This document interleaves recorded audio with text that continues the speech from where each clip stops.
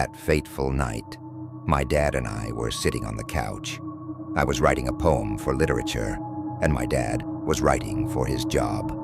It had just started to snow outside, which was a pretty rare and amazing feat of nature since we live in Austin, Texas. So both me and my dad were pretty happy at the moment. It was pretty late at night, between 9 p.m. and 10 p.m., if I remember correctly. All of a sudden, we heard a loud, almost popping-like sound, occurring multiple times in rapid succession. It sounded far away, like on the other side of the apartment complex. My dad froze. Now I know what gunshots sound like. I've never lived in the greatest of areas, and this is no exception. I've heard plenty of gunshots before. My dad set her computer aside for a moment, listening intently. After about a minute of silence, he relaxed. It was pretty far away, and it might just be people with fireworks celebrating a birthday or something. People do commonly illegally shoot off fireworks in our area, so that wasn't too far-fetched of an answer. I calmly went back to my poem. Around 5 minutes passed. I had just sat down from making my coffee when it happened again, but this time was very different. Bang, bang, bang. This wasn't across the complex. It was right outside our fucking door. My dad jumps up and immediately turns out the lights. A couple of seconds after we heard those gunshots, we hear a loud knocking, banging sound on our door.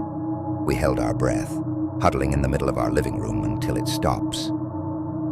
Tears were running down my cheeks. We locked ourselves in the closet and called the police, telling them we're pretty sure we heard gunshots and someone is trying to break in. We then call my uncle, telling him what's happening. He freaks out and gets in his car to come down to us, even though he lives an hour away. We hear the gunshots again. Then they get closer. We hear them multiple times, and we stay in that damn closet for around 15 minutes before we finally go outside.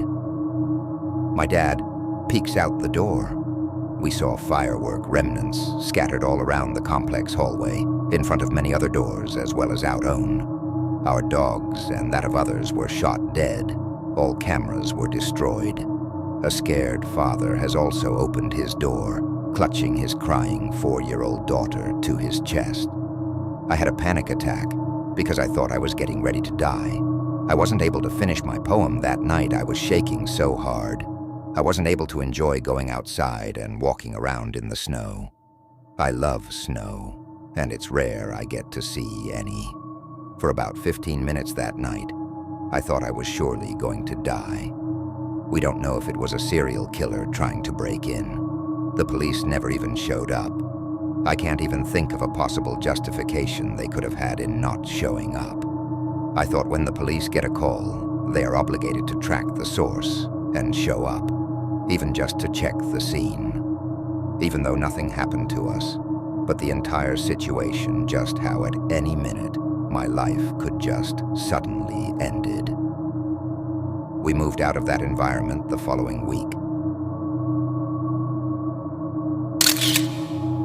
It happened on February 14th, 2014. It was a Saturday morning at 9:30 a.m. I was home alone, and someone rang my doorbell.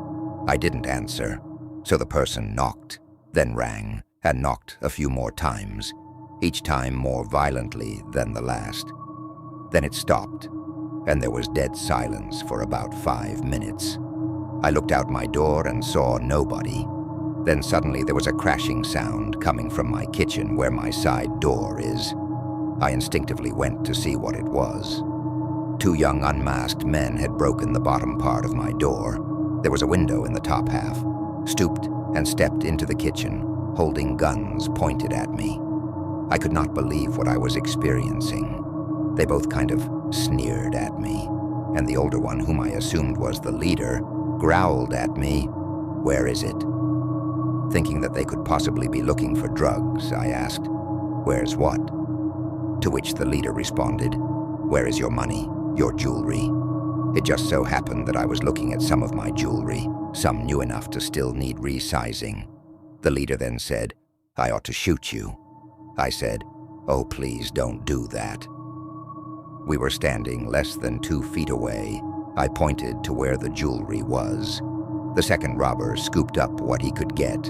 The leader then demanded that I take the watch and rings off my wrist and fingers, which I immediately complied with.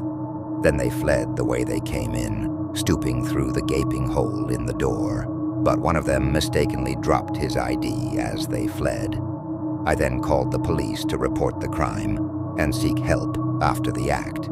It turns out that my acting like a scared child was the right response.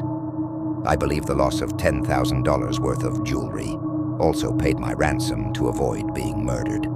I hate to imagine what would have happened if I got belligerent, called for help, or gave them the meager cash I had in my wallet. Where were my neighbors on a typical Saturday morning? My next-door neighbors on the side, where the robbers kicked in the door, are usually home, but they were out and arrived 15 minutes after the robbery. My across-the-street neighbor's 13-year-old daughter saw the robbers run out of my house, jump into a getaway car with a driver and another passenger, and drove away. The main thing I am pissed about is that the robbers got my original wedding band, but I was unharmed because they got my valuables. I thought at the very least that I would have been pistol-whipped unconscious. The police later came. They picked up the ID which belongs to one of them and began tracking the invaders. Well, what doesn't kill you makes you stronger. I'm happy that I got to see another day and many years ahead. Late one evening, while finishing up some work in my home office, I noticed something strange outside my window, a shadowy figure lurking near my front porch. Initially dismissing it as fatigue playing tricks on me, I continued typing away at my laptop. When I glanced outside again moments later, the figure was closer, standing directly under a streetlight now, watching me intently. My heart raced as I realized it wasn't just a trick of light. Someone was indeed outside my home. Feeling uneasy, I decided to call my neighbor to see if they could keep an eye out while I waited for the figure to leave. As I spoke on the phone, I noticed that the figure had moved closer again, now standing at my front door. "Tom, you still there?" my neighbor asked. "Yeah, I think someone's outside my house," I whispered back. "Call the cops," they urged. Just as I hung up and reached for my phone again, I heard a loud bang against my front door, a forceful shove that rattled the frame. Fear gripped me as I realized this person wasn't just watching. They were trying to get in. I bolted from my bedroom, grabbing a baseball bat from under my bed as I dialed in with shaky hands. I could hear footsteps now, heavy and deliberate, moving around outside my house. 911, what's your emergency? The operator asked calmly. There's someone trying to break into my home, I whispered urgently. Stay on the line with me, she instructed as I heard glass shattering nearby. The intruder had broken a window. I sprinted toward the back door just as it swung open violently. Barely managing to slip through before slamming it shut behind me, I ran into my backyard just as police lights illuminated my street. Officers rushed into my home while I stood trembling outside, watching them confront a man who had made himself at home in my living room, sitting casually on my couch as if nothing was wrong. He had a screwdriver, a butcher's knife, a pair of gloves, and a duct tape. The police apprehended him without incident, but I never felt safe in that house again. The image of that man lounging in my living room haunted me long after I moved away. It was a quiet Tuesday night when I heard a faint noise coming from the living room. I was curled up on the couch, engrossed in my favorite true crime podcast, when the sound broke my concentration, a soft followed by a scratching noise. My heart raced. I was alone in the house, and the only other sound was the rhythmic ticking of the clock on the wall. Cautiously, I set my phone down and tiptoed toward the hallway. The scratching continued, more insistent now, and I felt a chill creep up my spine. "Hello," I called out, trying to sound braver than I felt. No response, just the scratching. As I reached the living room, I noticed that the window was slightly ajar, swaying gently in the breeze. Panic surged through me. Had someone tried to break in? I quickly grabbed my phone and dialed 911, whispering into the receiver, "I think someone is in my house." The operator assured me help was on the way, but as I hung up, I heard a low voice coming from the kitchen. "Sarag," it whispered, sending ice through my veins. It was a voice I didn't recognize, and it sent my heart racing. I backed away slowly, trying to remember if I had locked the back door earlier. Suddenly, the voice grew louder, more demanding. "Sarah, let me in." It sounded like someone I knew, but I couldn't place it. Just then, I heard footsteps approaching from behind me. Without thinking, I dashed into the bathroom and locked the door, my breath coming in short gasps. I could hear him moving around the house now, searching for me. The doorknob rattled as he tried to get in. "I just want to talk," he said, his tone airily calm. "You've been ignoring me for too long." My mind raced. Who could this be? Panic surged as I remembered my ex-boyfriend, who had been unstable since our breakup.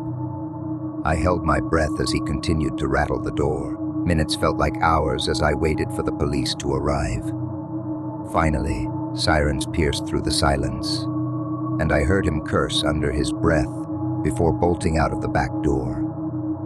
The police arrived moments later, and when they searched the house, they found no sign of forced entry, only a broken window and a chilling message scrawled in lipstick on my bathroom mirror. "Can't escape me." They never found him, and I moved out of that house shortly after. But every time I hear a scratching noise at night, my heart races with fear.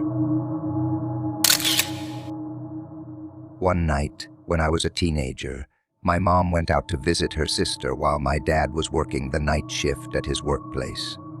After she left, I had the house to myself for a few hours. I did my usual teenage things of taking a long bubble bath, putting on my pajamas, listening to music on my stereo and reading in my bedroom. I heard a strange sound at the window, some tapping and scratches, but as we had a few trees and bushes against the front of the house, I didn't pay much attention to it. Then it got louder, and I thought I saw light go across it.